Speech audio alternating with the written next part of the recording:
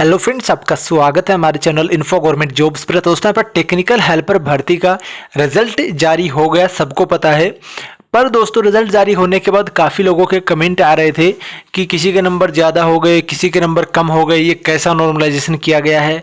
और दोस्तों, यहाँ पर नॉर्मलाइजेशन को समझना है और मेन एग्जाम कब होगा, क्योंकि मैं कल जब रिजल्ट आया था तब आपका लाइव आके सारी चीज़ें बताई भी थी, आपको रिजल्ट भी निकाला था काफ़ी कैंडिडेटों का। तो काफ़ी कैंडिडेट्स क्वालिफाई भी हुए हैं, लगभग आपके 16,000 के अराउंड कैंडिडेट है वो क्वालिफाई हुए हैं।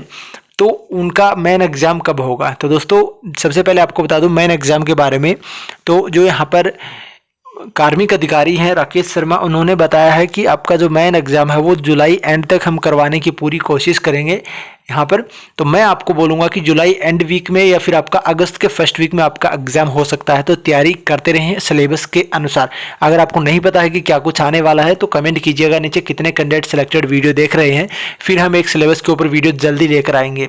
नॉर्मलाइजेशन के ऊपर भी वीडियो आने वाला है एक डेडिकेटेड अलग से, वो भी देखना। चैनल को सब्सक्राइब कर लीजिए। अब दोस्तों हम बात करते हैं कि क्या कुछ यहाँ पर कैंडिडेटों के नंबर कम हुए हैं, कितना बढ़े हैं और कट ऑफ वो कम गया है, क्यों। तो यहाँ पे मैं आपको कुछ एग्जाम्पल दिखाऊंगा कि नंबर कैसे यहाँ पर बढ़े हैं कैंडिडेटों के। तो देख सकते हो result of technical helper 3 pre exam 2021-22 यहाँ पर है।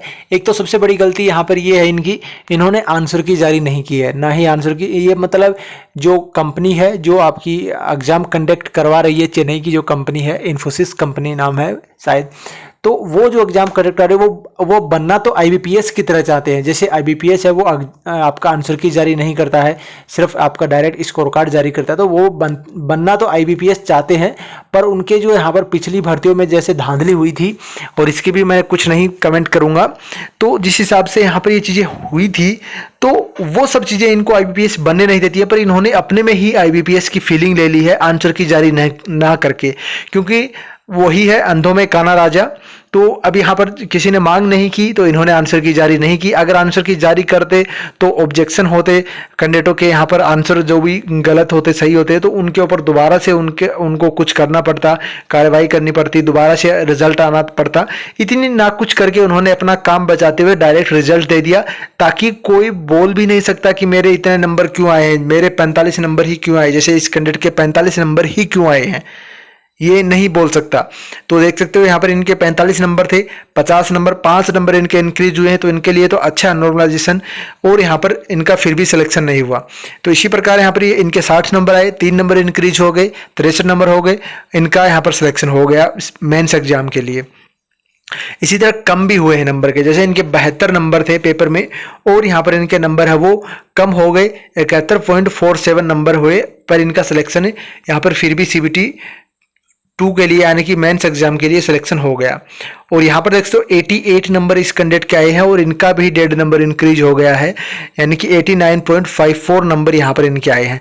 तो हो सकता है किसी कैंडिडेट के 100 में से 100 नंबर आए हों और उन्होंने इनका नॉर्मलाइजेशन करके इन्होंने बढ़ा के 101 या 102 नंबर कर दिए हों, कोई अचंभे की बात नहीं है। तो नॉर्मलाइजेशन जो भी है, चलो इनका जो फॉर्मूला था वो इन्होंने बताया है, उस फॉर्मूले के आधार पर इन्होंने नॉर्मलाइजेशन किया है, उसमें हम गलती नहीं मानते हैं।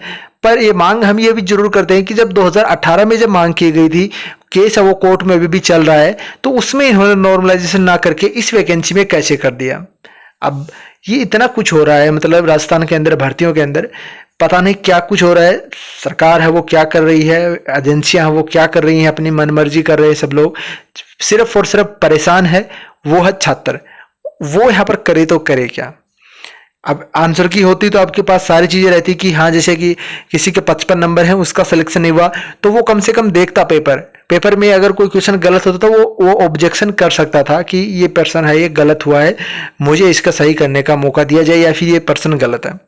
अब वो कोई नहीं बोल सकता, आपको ना तो पेपर दिया गया है, ना किसी कैंडिडेट के 150 क्वेश्चन याद रहते हैं कि वो क्वेश्चन आया था और वो मैंने ऐसा कर दिया और वो ऐसे होगा, या विभाग ने ऐसा माना होगा।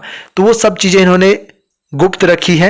अब इतना बड़ा एग्जाम हो गया ये, कभी अब जब इनसे पूछते हैं कि नॉर्मलाइजेशन क्यों नहीं किया गया वैकेंसी में, तो इनकी तरफ से जवाब आता है कि 10वीं पास हेल्पर की भर्ती है, इसमें क्या नॉर्मलाइजेशन होगा, इसमें क्या कुछ होगा। तो जब 10वीं पास हेल्पर की भर्ती है तो आप उसका आंसर की जारी कीजिए। आप क्यों आईबीपीएस उसको बैंकिंग लेवल का एग्जाम बना रहे हैं जब 10वीं पास वैकेंसी है। तो वही है, मैं ज़्यादा कुछ नहीं बोल सकता, पर हम कट ऑफ एक बार देख लेते हैं। कट ऑफ हालांकि कम गया है क्योंकि पेपर है वो हार्ड आते हैं। थ्योरी का पेपर 100% जो सॉल्यूशन है वो कोई नहीं कर सकता है, किसी ने कोई ना कोई क्वेश्चन है वो गलत हो ही जाता है, तो ये चीज़ भी रियल है। तो इसीलिए यहाँ पर कट ऑफ कम गया है। तो एक बार हम कट ऑफ पे भी चर्चा कर लेते हैं, फिर जो मेंस की बातें भी हम करेंगे। तो ये यहाँ पर कट ऑफ जारी की गई है इनके द्वारा, जो यहाँ पर देख सकते हो, declaration of result of online examination pre for the post of technical helper 3 2022। तो यहाँ पर ये आपका किया गया है नॉर्मलाइजेशन मार्क, इसमें बताए गए हैं कि जो कट ऑफ है वो नॉर्मलाइजेशन नंबर के आधार पर बनाई गई कट ऑफ है, ना कि कैंडिडेट का एक्चुअल नंबर है उसके आधार पर नहीं है, ये नॉर्मलाइजेशन के आधार पर बनाई गई है। तो ये यहाँ पर है। और कैटेगरी वाइज कट ऑफ यहाँ पर दी गई है, candidate qualified for main exams. तो यहाँ पर नॉन टीएसपी एरिया की पहले बताई गई है, जिसमें आप देखोगे तो जनरल की 57 नंबर कट ऑफ है, और इसके साथ ही जनरल के साथ ही बैकवर्ड कास्ट यानी कि ओबीसी एमबीसी की भी यहाँ पर 57 नंबर है, यानी कि जनरल एमबीसी और ओबीसी तीनों की सेम कट ऑफ है। और एससी की 56.43 यहाँ पर कट ऑफ है, एसटी की 55.96 कट ऑफ है, और यहाँ पर जो ईडब्ल्यूएस है इसकी 52 नंबर कट ऑफ है, 52 नंबर रहा है। सहरिया की बात करें तो 17 नंबर यहाँ पर कट ऑफ रहा है, क्योंकि सहरिया की कुछ वैकेंसियां वो टीएसपी एरिया में आती हैं और कुछ नॉन टीएसपी में आती हैं। तो जो नॉन टीएसपी की है वो यहाँ पर 17 नंबर कट ऑफ है। इसी तरह हॉरिजेंटल रिजर्वेशन जो रहता है आपका, जैसे कि 100 वैकेंसी आई है, उन 100 में से 10 वैकेंसी एक्स सर्विसमैन की रहती है, हैंडीकैप वगैरह की रहती है, या फिर स्पोर्ट्स पर्सन की रहती है। तो वो इस हिसाब से जो हॉरिजेंटल रिजर्वेशन था इसके आधार पर एक्स सर्विसमैन की कट ऑफ है 22.22 नंबर, और जो स्पोर्ट्समैन है इनके यहाँ पर 35.77 नंबर कट ऑफ गई है। और जो फिजिकली हैंडीकैप है एच कैटेगरी के, मात्र 8 नंबर पर उनका सिलेक्शन है वो सेकंड मैन एग्जाम के लिए हो गया है, मात्र 8 नंबर पर। देख सकते हो आपके सामने नॉर्मलाइजेशन स्कोर है यहाँ पर ये। इसी तरह अगर बात करें जनरल की आपकी टीएसपी एरिया की, यहाँ पे कहीं पे भी इन्होंने नहीं लिखा है टीएसपी एरिया की है या फिर किसी और आपका इधर की साइड ये टीएसपी एरिया लिखा है। हाँ, तो जनरल की 39 नंबर, एससी की 39 नंबर और एसटी की 38.89 नंबर यहाँ पर कट ऑफ गई है जनरल की, जो आपकी टीएसपी एरिया की। टीएसपी एरिया में एक्स सर्विसमैन तो मिले ही नहीं इनको। स्पोर्ट्समैन है 37 नंबर है, पीडब्ल्यूवीडी जो है उसकी 15.89 कट ऑफ है। फॉर्मूला यहाँ पर ये यूज किया गया है।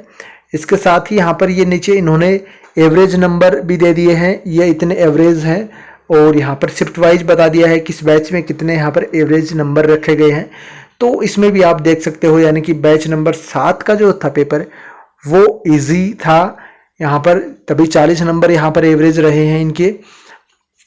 तो ये अलग अलग सबके बताए गए हैं इसके अंदर, इसी के आधार पर आपका है ये कैलकुलेशन करके नॉर्मलाइजेशन किया गया है।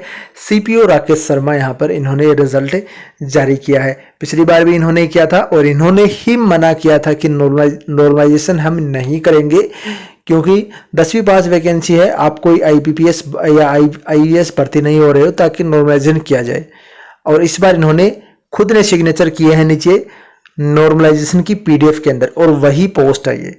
अब जो होता है पता नहीं क्या क्या होता है राजस्थान के अंदर, बाकी अपडेट यहाँ पर आपको मिलते रहेंगी। चैनल को सब्सक्राइब करें, वीडियो को शेयर करें, अपने वैल्यूएबल कमेंट नीचे जरूर डालें। धन्यवाद। जय हिंद, जय भारत।